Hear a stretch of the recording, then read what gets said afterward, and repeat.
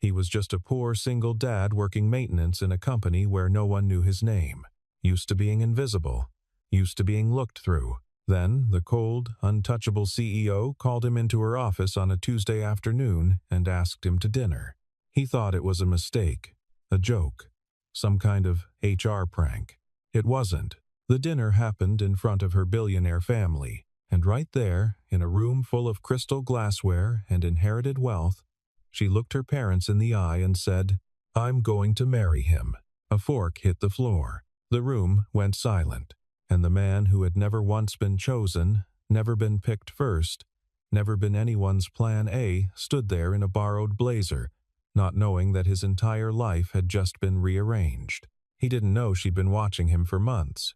He didn't know she was desperate. He didn't know that the deal she was about to offer him would cost them both everything and give them something neither of them had expected to want. Daniel Marsh had a system. He woke at 5:15, made coffee with the cheap grounds from the big tin, not the nice stuff, packed a lunch for himself, sandwich, apple, a bag of crackers, and a lunch for his daughter, Lily. Peanut butter on wheat, banana, a small juice box with the straw already poked in. He walked Lily to school by 7:40. He was clocked in at Vantage Systems by 8:05. The system worked. It had worked for 3 years. He didn't think about the fact that it had started the week his wife, Carolyn, left not for another man, not for anything dramatic, just for a different life she said she'd always wanted and had never told him about. She'd signed the papers without argument. She visited Lily twice a year, sent birthday cards on time, and carried the polite, comfortable guilt of someone who'd made a clean exit. Daniel didn't hate her for it. He just didn't think about her much anymore. He had the system. His official title at Vantage Systems was Facilities Maintenance Technician, Level 2. In practice, this meant he fixed things. Thermostats, server room cooling units, the perpetually broken coffee machine on the 4th floor that nobody could figure out except him. He wore a gray uniform with a small embroidered patch that said Daniel on the chest pocket. He kept a toolkit on a cart that had one squeaky wheel he'd never bothered to oil, a small, private joke he kept to himself. The people at Vantage Systems were, for the most part, politely ignoring. The kind of polite that doesn't require you to actually see someone. A marketing coordinator named Brittany once referred to him as the maintenance guy, directly to his face, to another person, while standing 3 feet away from him. He'd replaced the bulb she asked him to replace and moved on. He was 38 years old.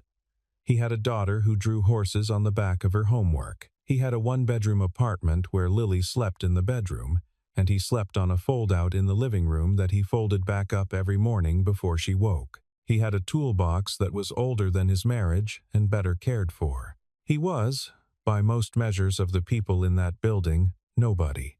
But there was one afternoon, about 2 months before the dinner, that changed things, at least behind the scenes, in ways Daniel didn't yet understand. He'd been doing a routine check of the server room on the 9th floor when he noticed something. A cooling unit running hot on one side, the sensor feed showing inconsistent temperature cycling. He ran a diagnostic, found a calibration error in the intake monitoring system, a small software flag that the automated maintenance log had marked as resolved 6 weeks ago, but clearly hadn't been. If it had gone on another 48 hours, it would have triggered a full thermal event, the kind that takes servers down for days. He fixed it in 40 minutes, filed a report, flagged it to his supervisor, a tired man named Greg, who forwarded it upstairs with a single line. Maintenance caught an issue. Details attached. Nobody came down to thank him.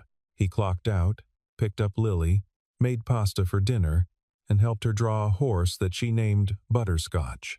That was the end of it, or so he thought. 3 floors above the server room, in a corner office with floor-to-ceiling glass and a view of the downtown skyline, someone had read that maintenance report very carefully. Alexandra Voss had been CEO of Vantage Systems for 4 years. She'd been handed nothing. That was the story she told herself. And it was mostly true. She'd earned her position through a combination of strategic intelligence, complete personal sacrifice, and the ability to function on 4 hours of sleep without noticeable deterioration.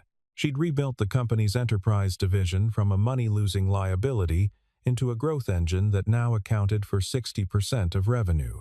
The part she left out of the story was that Vantage Systems had been founded by her grandfather, that her family still held a controlling share, and that no matter how hard she worked, there would always be people in that boardroom who looked at her and saw the heir before they saw the executive. She was 36.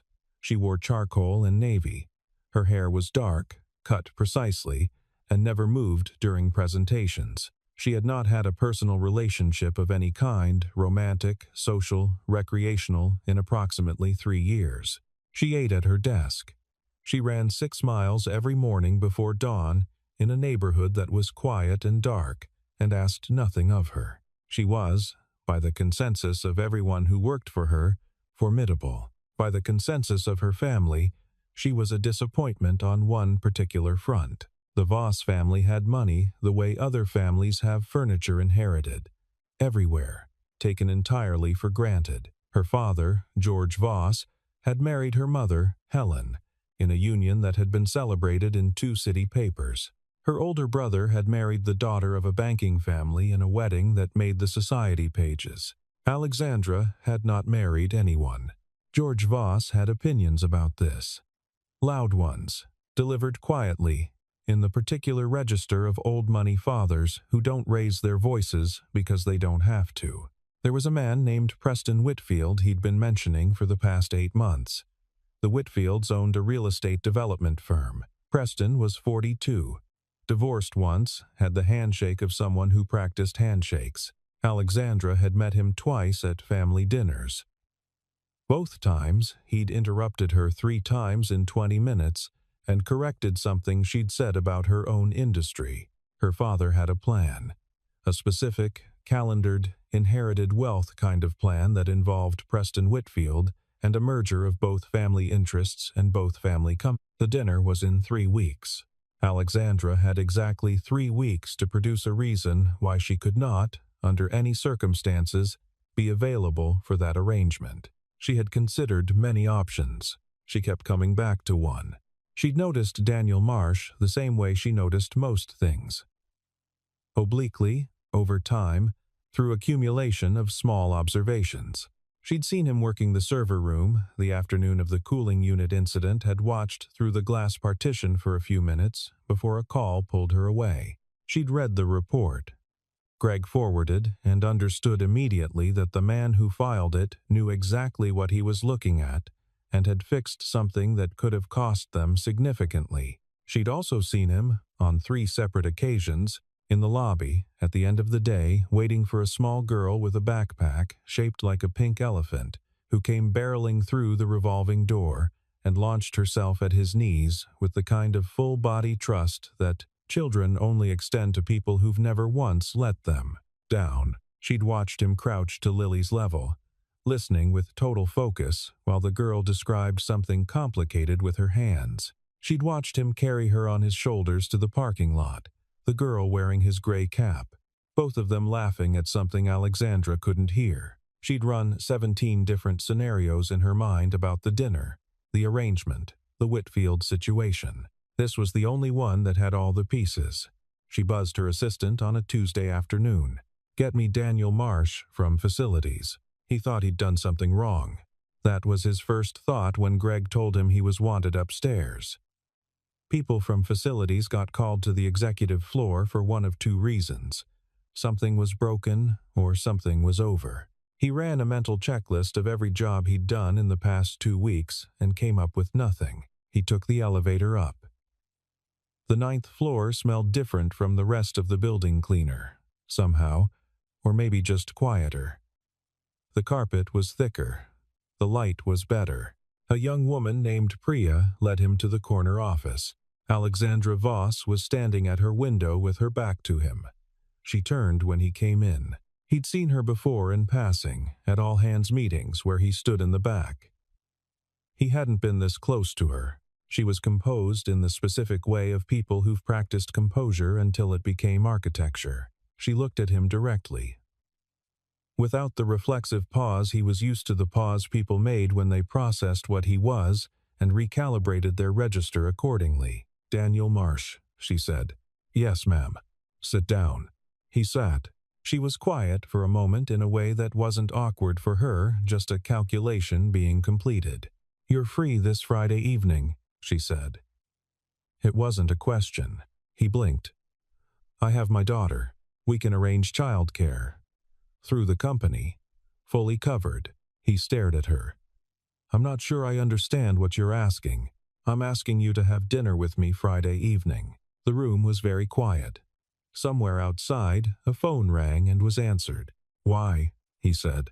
It came out flat, without inflection, because he was genuinely unable to frame it as anything else. Why would Alexandra Voss, CEO, woman who wore watches that cost more than his car, ask a facilities technician to dinner? She looked at him for a long moment. "Because I need someone I can trust," she said. "And you've spent 18 months in this building being competent and invisible. Those are two qualities I find very useful right now." He waited. "I need you to come as my guest. Not as an employee." She paused. "I'd like you to present yourself as someone I've been seeing." The silence that followed was different from the one before it. "A date?" he said. "An escort, technically. Or a family dinner." He looked at her. He thought about Lily. He thought about the fold-out couch, the big tin of cheap coffee, the system. "You'd be compensated," she said. He stood up. "I don't need your money." She didn't flinch. "Then consider it a favor. You saved this company a significant hardware crisis 6 weeks ago and received no acknowledgement. Consider Friday an acknowledgement." It was a manipulative framing, and they both knew it. He stood there for another moment, his cap in both hands. "What time?" he said.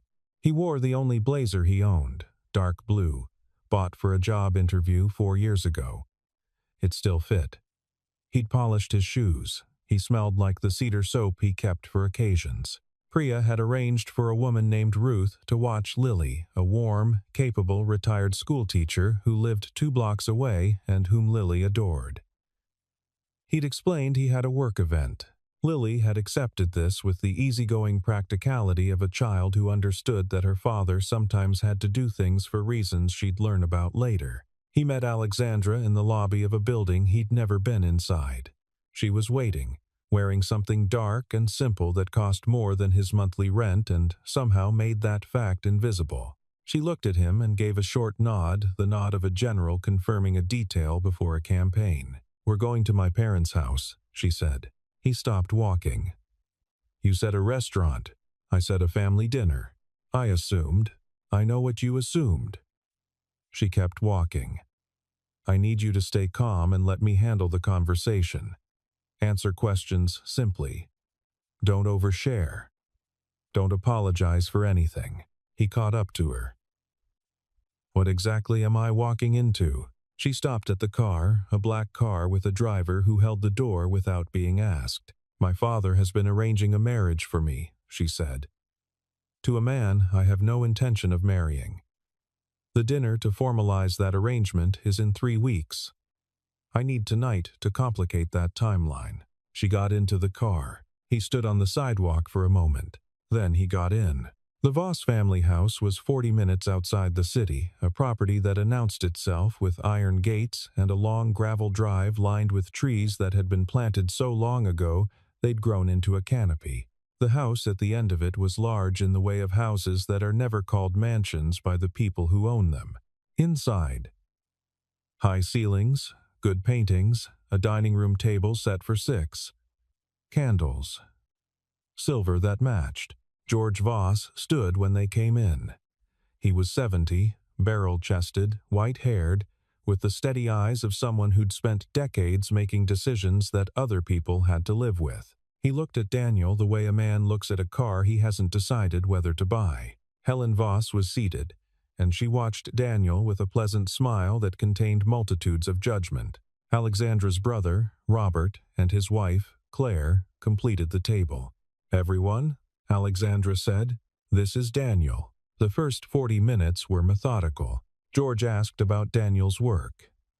Daniel said he was in facilities management at Vantage Systems, which was true, and which produced a very particular kind of pause in George Voss's expression. Helen asked where he'd gone to school. He named a state university. She nodded in the specific way of someone converting information into a number. Robert asked, with practiced offhandedness, whether Daniel had any interest in real estate. Daniel said no. Claire asked how he and Alexandra had met. Daniel looked at Alexandra. "He saved the company from a major systems failure," Alexandra said. "I noticed." This produced a moment of stillness. It was not the love story anyone at the table had been expecting. The food came. It was excellent. Daniel ate carefully and said little, because saying little was the truest thing he could contribute, and also because he was acutely aware that every word he said would be weighed and catalogued. George refilled his own wine glass and did not offer the same to Daniel. "Alexandra," George said, in the register of a man tabling a motion. "You know the Whitfields are expecting us in 3 weeks." "I know. Preston has been very patient." "Preston has been very patient," she agreed, in a tone that made the words mean something else entirely. "Your mother and I feel. I know what you feel." She set her fork down, with the deliberate care of someone who has decided that a specific moment has arrived. "I want you to hear me clearly, Dad." The table went still. Alexandra looked at her father, then at her mother. Then she said it. "I'm going to marry Daniel." A beat. A fork hit the tablecloth. George Voss became very, very still, the stillness of a man rereading a document that says something he didn't expect. Helen said, "Darling, I know this isn't the announcement you wanted," Alexandra continued. "I know it doesn't fit the plan, but I'm telling you now so that you have time to adjust." She was calm. She was composed. She was architecture. Daniel sat in the chair next to her and said nothing, because there was nothing to say. He was 3 moves behind in a game he hadn't known was being played, and the only thing he could do was not make it worse. George Voss looked at Daniel for a long time. "Leave us," he said. He meant everyone. Robert and Claire stood. Helen began to rise. "He stays," Alexandra said. George Voss looked at his daughter. The two of them existed in a silence that had been years in the making. Then George Voss stood, folded his napkin, and left the room. They didn't speak until the driver pulled out of the gate. "You didn't tell me that's what you were going to say," Daniel said. "I know. You told me I was accompanying you to a dinner. You didn't tell me you were going to announce our engagement to people who have lawyers. I needed your reaction to be genuine." He looked at her. "My reaction? If you'd known in advance, you would have tried to negotiate, or back out. Either way, your face would have been wrong." He was quiet for a moment, processing this. "You used me," he said. "Yes." She didn't soften it. "That was always the arrangement. I compensated you. I told you I didn't want your money, and I respect that. But this is what I needed, Daniel. And you agreed to come. I agreed to come to a dinner. Not to be announced as your future husband to 2 people who are now going to run my name through every database they have access to." She was quiet. "I have a daughter," he said. "I have a job. I have a life that is small and specific, and it works because nothing in it is complicated. You just made it complicated." She looked out the window at the dark trees passing. "I can make sure nothing touches you," she said. "My father respects arrangements. If I draw a clear line," your father looked at me like I was a door that opened onto the wrong room. He shook his head. "What happens in 3 weeks? When the Whitfield dinner comes and they're expecting you to have done something about this?" She was quiet again. "We'd need to maintain it," she said finally. "For how long?" She didn't answer. That was an answer. He looked at his window. The city was coming back into view. Orange and sprawling. "Tell me the terms," he said. She turned to look at him. "Tell me exactly what you're asking for." Hours, duration, expectations, and tell me what you're offering. Not money. Something real. She studied him. She hadn't expected that. She'd expected refusal, or a price negotiation, or wounded anger that required managing. Not this. 3 months, she said slowly. Enough appearances to make the Whitfield arrangement untenable. A formal end to the situation, something that looks like a mutual decision. Nothing that reflects badly on you. She thought for a moment. I can have your daughter enrolled in one of the better school programs in the district. Quietly, through channels that don't connect back to this. Not as payment, as a correction of something that should have been available to her already. He said nothing. And I'll acknowledge the server room incident properly, she said. Not as leverage. Because it was the right thing to do, and it wasn't done. The car moved through the city. He looked straight ahead. 3 months, he said. 3 months. And you treat my daughter with respect. Of course. He was quiet for a long time. This is going to go wrong, he said. Probably. He almost laughed. The almost laugh surprised them both. All right, he said. The first 2 weeks were strange. They'd worked out the logistics. He and Lily would come to her apartment for dinners, twice-a-week appearances that could be corroborated if needed. She'd attend one event at his neighborhood. Something casual, visible. He expected her to be stilted around his daughter. People who had no experience with children usually were, they overcorrected, spoke too loudly or too formally, made awkward jokes that landed wrong. Alexandra Voss did none of that. She came to the first dinner with no performance. She sat at his kitchen table, a table with a sticky spot near the corner that he'd never fully solved, and watched Lily explain the hierarchy of her class's rabbit population with total, unironic focus. Biscuit is in charge, Lily said. He doesn't do anything, but everyone knows. That's true of most leadership structures, Alexandra said. Lily looked at her with sudden, deep appreciation. Daniel watched this from the stove. The second week, Lily asked if Alexandra could come to a school art show. He'd started to explain that she was busy, but Alexandra, who was on her phone near the window, said without looking up. What night? She came to the art show. She stood in front of Lily's painting a large, chaotic horse with one blue leg and tremendous confidence in its overall proportions, and studied it for a genuinely long time. It's fast, she said. It's running, Lily said. I can see that. Daniel watched her face. He was watching for the performance, the polished professional warmth that he'd expected her to deploy. It wasn't there. She was just looking at a painting, in the way of someone who had been handed something worth looking at. The third week, she showed up on a Wednesday with Thai food and a problem, a board presentation that wasn't landing, 3 slides that were losing the logic. She'd clearly planned to work on it at his kitchen table while he cooked, and had gotten partway through asking if that was acceptable before she registered that it was a strange thing to ask. The table's yours, he said. He cooked. She worked. Lily did homework at the other end of the table. All 3 of them existed in the same room, in a quiet that was not uncomfortable. At some point, she turned her laptop toward him. Tell me what's wrong with this slide. He looked at it. He was not a presentation professional. He was a man who fixed things for a living and had a very good sense of when something wasn't working. You're burying the conclusion, he said. The logic takes too long to get there. Start with the answer. She looked at the slide, looked at him, turned the laptop back. She rebuilt the slide in 12 minutes. Better, he said. She didn't say anything. But something in her shoulders changed. The 4th week was different. He'd had a hard day, a full-floor HVAC failure that took 9 hours to trace and cost him most of his lunch break and the particular grinding exhaustion of a problem that kept producing new problems. He clocked out late, picked up Lily, came home to a sink full of dishes from the night before that he hadn't had energy for then and didn't have energy for now. He was standing at the sink when his phone buzzed. Alexandra? Still on for dinner? He almost said no.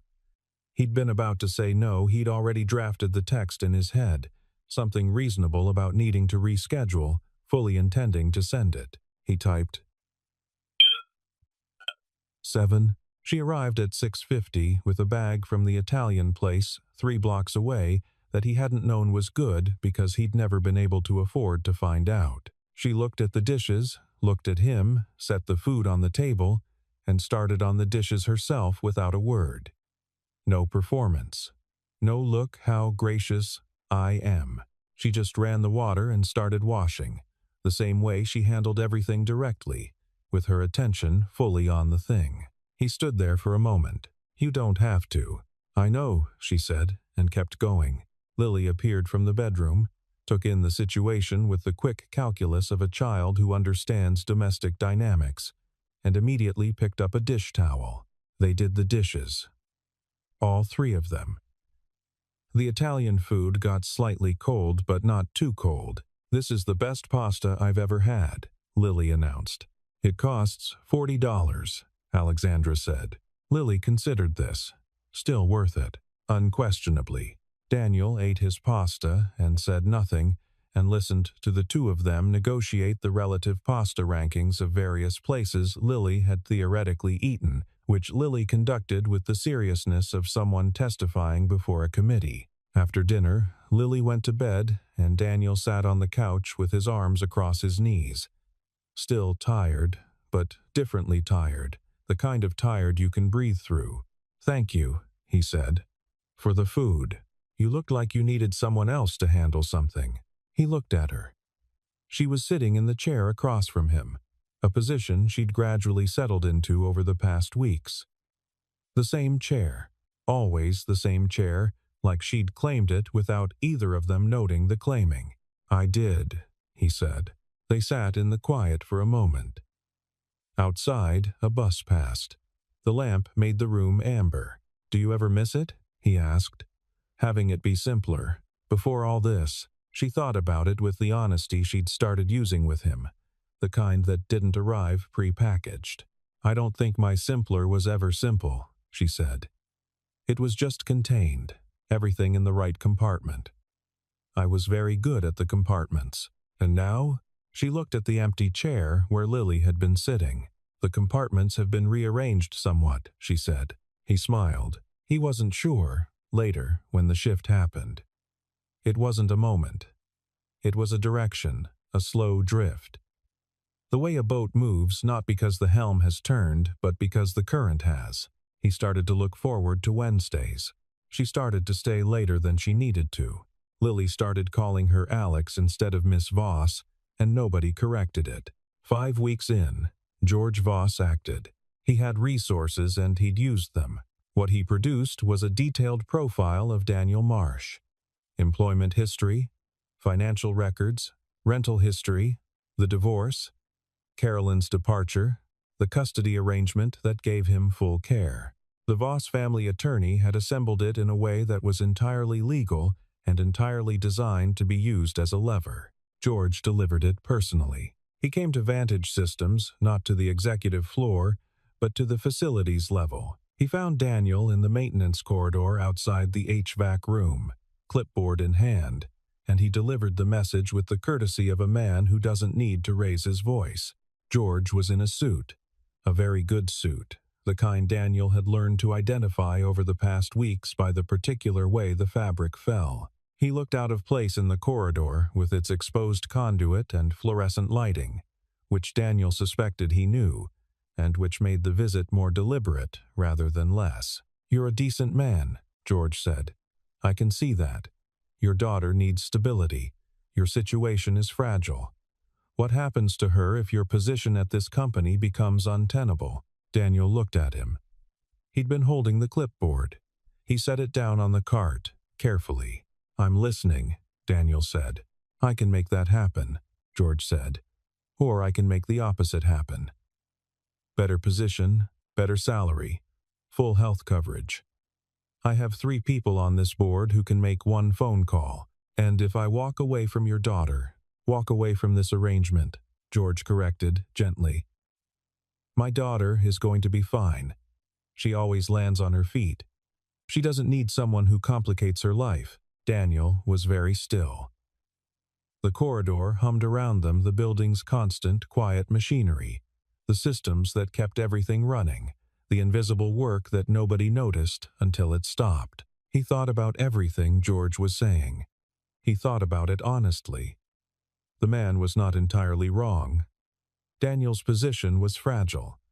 Lily's stability was not guaranteed. He'd been holding both of those truths at arm's length for weeks because the alternative had felt too good to look at directly. What complicates her life, he said, is the fact that you've spent 30 years making every decision she should have been making herself. George looked at him. She's rebuilt your company's revenue engine. She's run a division that feeds 2/3 of this organization. She is, by any reasonable measure, the most capable person in your family business, and you're standing here trying to trade her to a man who interrupted her 3 times in 20 minutes. He paused. I was at that dinner too. I was watching. George's expression didn't change. But something behind it moved a very slight recalibration. The adjustment of a man who has been read accurately by someone he'd assessed as unreadable. You're emotionally involved, George said. That's not what I said. It's what I heard. Daniel picked up his clipboard. She doesn't need your arrangement, he said. She needs someone to stop rearranging her. Think about your daughter, George said. He left. The corridor returned to its normal quiet. The fluorescent light hummed. Somewhere down the hall, a pressure reading cycled through its routine. Daniel stood there for a long moment. He thought about Lily. He thought about the pink elephant backpack and the horse named Butterscotch and the note in purple marker. He thought about the school enrollment that was already in process. He thought about the distance between the world George Voss inhabited and the world he and Lily actually lived in, and how that distance was not abstract. It was money, leverage, the specific power of people who could make phone calls that changed things. He thought about Alexandra. He thought about what he would be choosing, and what he would be protecting, and whether those two things could coexist. He clocked out early and went to get Lily from school. Daniel drove to pick up Lily from school. He watched her come through the gate pink elephant backpack, a folded drawing in her hand, a streak of something blue on her sleeve. She launched herself at him the way she always did, full trust, full commitment. He held her for a moment longer than usual. That night, after she was asleep, he sat in the living room with the fold-out couch folded out and the lamp on low, and thought for a long time. He thought about the things George Voss had said. He thought about Lily's school enrollment, the better district, the opportunity that had already been set in motion. He thought about what happened if that stopped. He thought about what happened if his job stopped. He thought about Alexandra, not CEO Alexandra.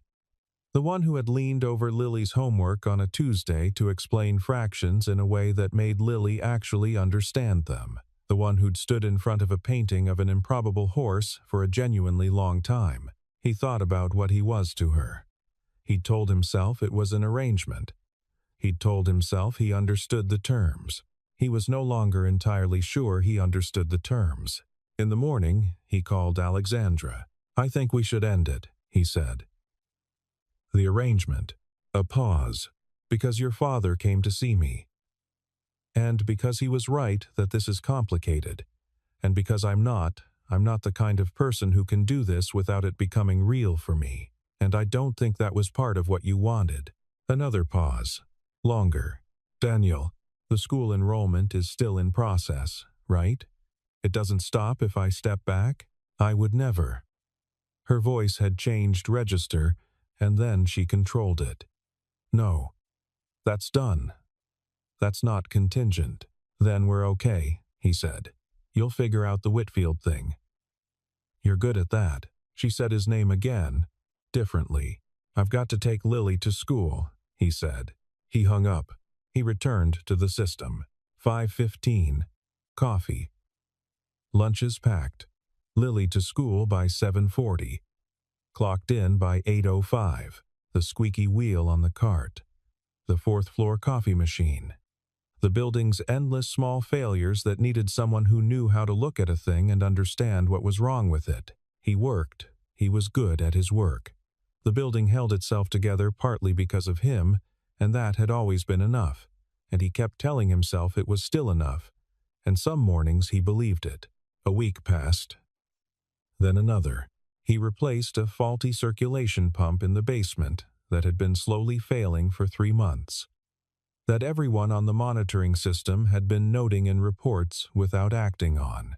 He caught it, sourced the replacement part, ran the repair in an afternoon. He filed the report. Greg forwarded it. Nobody came down. He ate his sandwich in the maintenance bay and thought more than he wanted to. Lily noticed. She was 7 years old. She noticed things the way children do, not with words at first, but with presence. She sat closer to him at dinner. She showed him more drawings than usual. She left a note on the fold-out couch that said, "You are my best dad," in purple marker, which he found at 5:15 on a Tuesday and stood holding for longer than he could account for. On a Thursday, she asked, "Is Alex coming Wednesday?" He said he didn't think so. She was quiet for a moment, the specific quiet of a child who is not going to let something go but is choosing the right moment. "Did something happen?" she asked. "Grown-up stuff," he said. She considered this with the philosophical patience of someone who has spent her whole life waiting for grown-ups to sort themselves out. "Grown-up stuff is usually dumb," she said. "Yeah," he said. "It usually is." She went back to her drawing.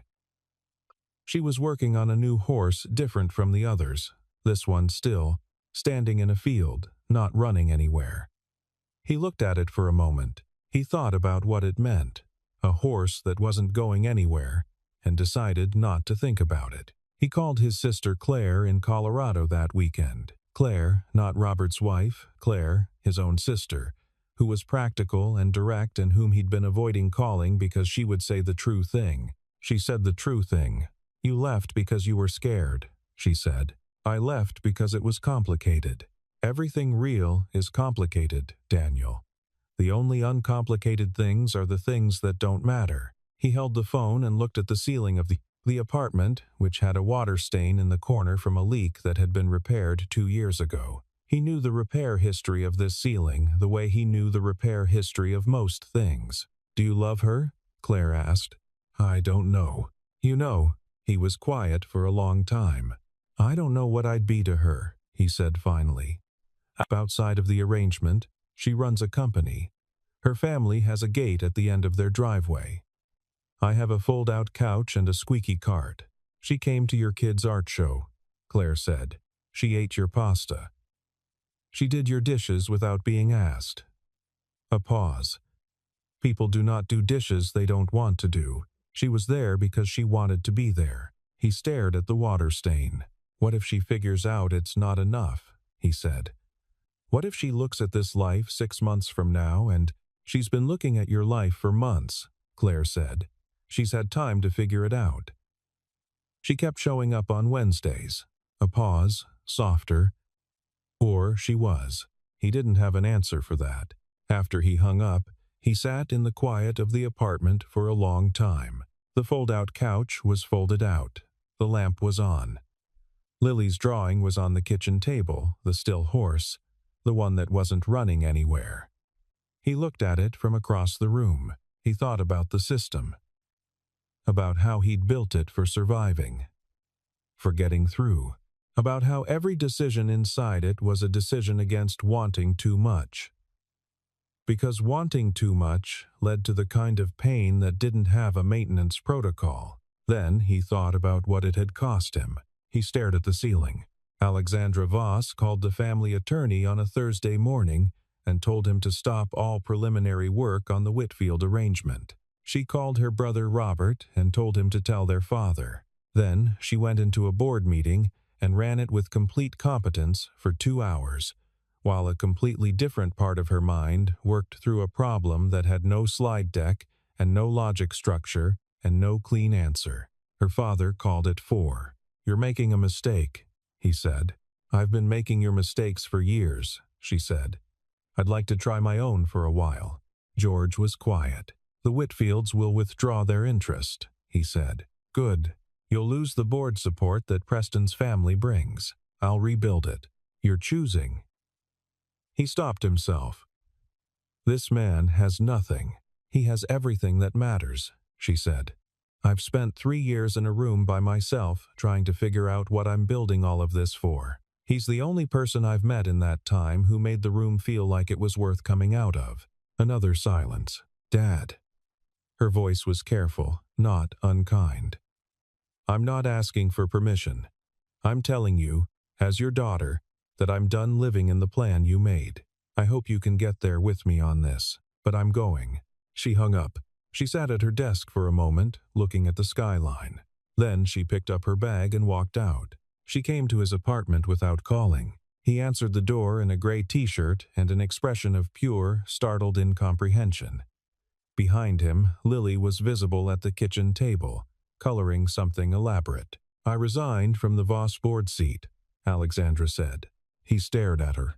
I'm keeping my CEO position, that's mine. I earned it. But I resigned the family seat, which means my father's leverage over company matters is considerably reduced, which means certain arrangements he was considering are no longer viable. She paused. I also told him that the Whitfield situation was finished. Permanently. He stood in the doorway. I came to say something, she said. Not as a negotiation, not with terms. She looked at him directly. I came to say that I don't need the arrangement anymore. I don't need a shield, or a tactic, or a timeline. Something was happening in his chest that he had no maintenance protocol for. I came to say that I've been in that apartment by myself for years, and I forgot what it felt like to be in a room with people who aren't performing at each other. And then I was at your kitchen table. She stopped. I came because the horse painting is the best thing I've seen in a year, and I want to see what she makes next. He said nothing. I'm not asking for a decision, she said. I'm just. She stopped again, not because she'd lost the words, because she was being careful with them. I'm telling you that this stopped being an arrangement for me a while ago, and I should have said it instead of waiting for you to say it first. Behind him, Lily's chair scraped. Small footsteps crossed the kitchen. Lily appeared at his side, looked at Alexandra, and said, Are you staying for dinner? Dad's making the pasta. Daniel looked down at his daughter. He looked up at Alexandra. She was watching him with the expression of someone who has already made their decision and is simply waiting to see if it lands. He stepped back from the door. Come in, he said. She stayed for dinner. She stayed for the dishes. She stayed while Lily showed her the latest drawing, not a horse this time, a whole herd of them. 18 horses in varying sizes, galloping across a construction paper plane with enormous confidence in their own momentum. She stayed until Lily fell asleep, which happened at 8:43 with her face on her own arm, drawing still clutched in her hand. He and Alexandra sat at the kitchen table after, with the lamp on low and 2 cups of the cheap coffee he'd apologized for it, and she'd said don't and meant it. I'm not easy, she said. I know. I'm better at systems than people. I work too much. I have a father who's going to take time. My kid calls you Alex and draws you pictures, he said. Whatever happens with your father, that part's already settled. She looked at her coffee cup. I don't know how to do this, she said. Neither do I. He turned the cup in his hands. Carolyn, leaving, I stopped believing in the forward together thing. I figured I'd just get good at the right now thing, get Lily to school, keep the lights on, fix what's broken. That's not a bad philosophy. It's a partial one. He looked up. The part I was missing was, I don't know, the not being alone part. I didn't let myself miss it because I didn't have room for it. She was very still. You've got room now? She asked. He thought about it. I think I built some, he said. She was quiet for a moment. Then she did something he hadn't seen her do before. She smiled. Not the contained, professional expression she deployed in meetings. Something smaller and entirely unmanaged, a thing that arrived because it couldn't not arrive. He smiled back. Outside, the city did its quiet nocturnal business. A distant siren, a car door closing somewhere, the specific hush of a neighborhood that has settled into its own breathing. "The pasta was good," she said.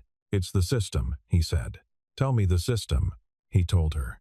The 5:15 wake-up, the big tin of coffee, the lunches packed, the squeaky wheel on the cart he'd never oiled, the fourth-floor coffee machine that responded to a specific percussive approach that was not technically in the manual. She listened like someone filing information she intended to keep.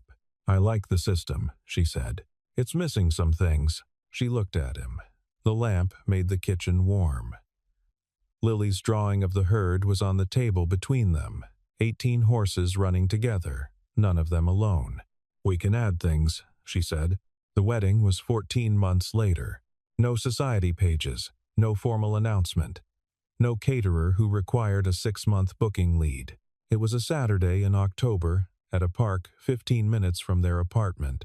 The apartment they'd spent 4 months combining into something that contained both her clean lines and his functional chaos, and had, somehow, become the best version of both. Robert and Claire Voss came. George and Helen came. Which no one had guaranteed, but everyone had hoped for. George shook Daniel's hand, and the handshake was not warm, but it was not a formality either. It was the handshake of a man revising a position he'd held for a long time, which takes a different kind of strength than holding it. Lily was the flower girl. She wore a white dress and carried a basket, and walked with the radical confidence of someone who understands that this event is both deeply important and fundamentally good, and who has no patience for anything other than getting on with it. Daniel's sister, Claire, from Colorado, stood in the back and cried during the vows, which she later denied. Alexandra wore something dark and simple, and her hair moved, slightly, in the October wind, and she didn't adjust it. Daniel wore the blue blazer, the same one from that first dinner, the one that had survived a job interview and an ambush dinner and one terrible night on a gravel drive. It still fit. He'd polished the shoes. After, they ate at 3 long tables pushed together in the park, food from 4 different places, paper plates, a cake that Lily had selected and which had purple frosting and was shaped roughly like a horse. His sister pulled him aside near the end and said, "You look different, like someone who stopped being only for other people," she said. "Started being for yourself a little too." He thought about that. "Lily did the heavy lifting," he said. "Lily always does." He looked across the park. Alexandra was sitting with Lily, the two of them close together, over something on the table, another drawing, he thought.